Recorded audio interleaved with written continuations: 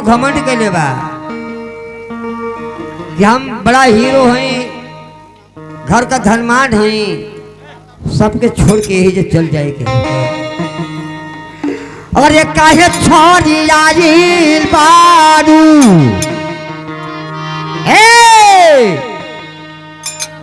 और ये काहे छोड़ी आइल बारू और हो जाए वो मन मोरे बिटिया काहे छोड़ी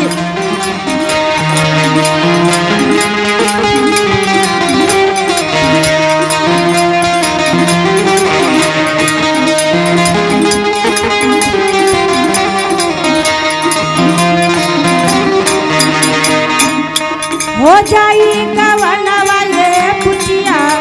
काहे छरिया बालो हो जाई गवनवा ये पुछिया काहे छरिया बालो। एक घर माली भैया आज परशुराम भारती गीत को कह रहा है, कहना है काहे छोरी आइलो बारू हो जाई वो मन मारे रनिया काहे छोरी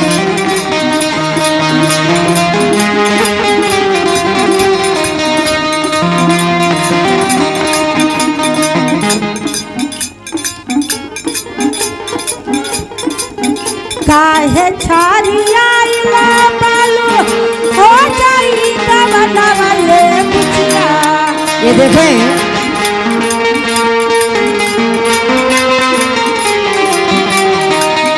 महेंद्र यादव चिड़िया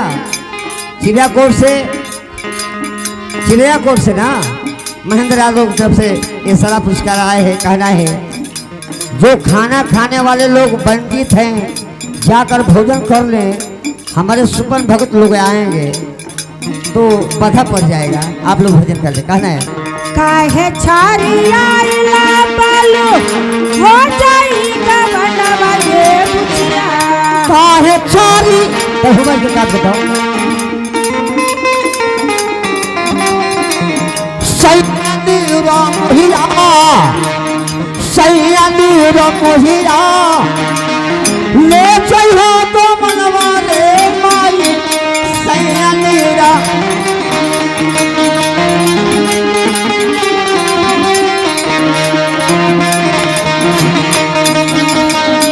ले चलो तो मनवा हो माई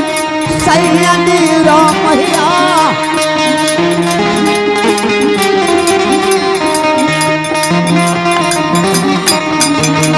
ए बाबूजी बाबा परशुराम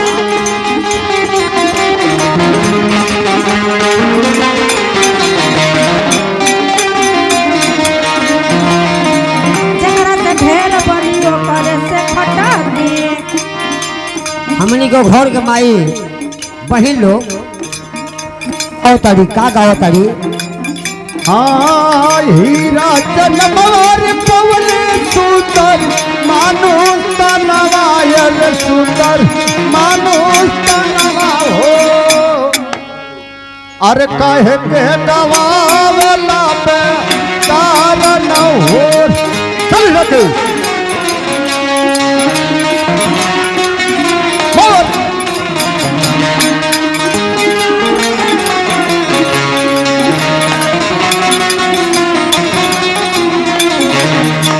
अरे कैला करार हम कर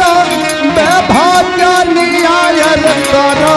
बेभाग्य हो अरे माया से प्रेमावाला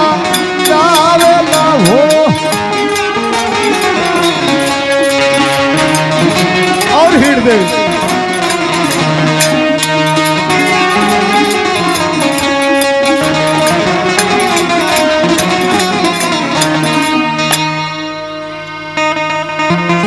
ये देखो जा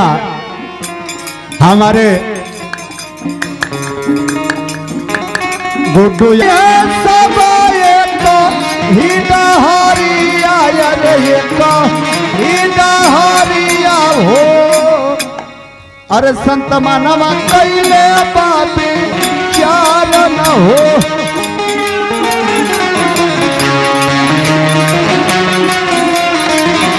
लक्ष्मण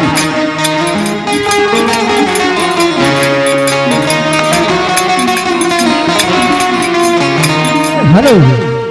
हाँ देखे ये हमारे जीवन बीमा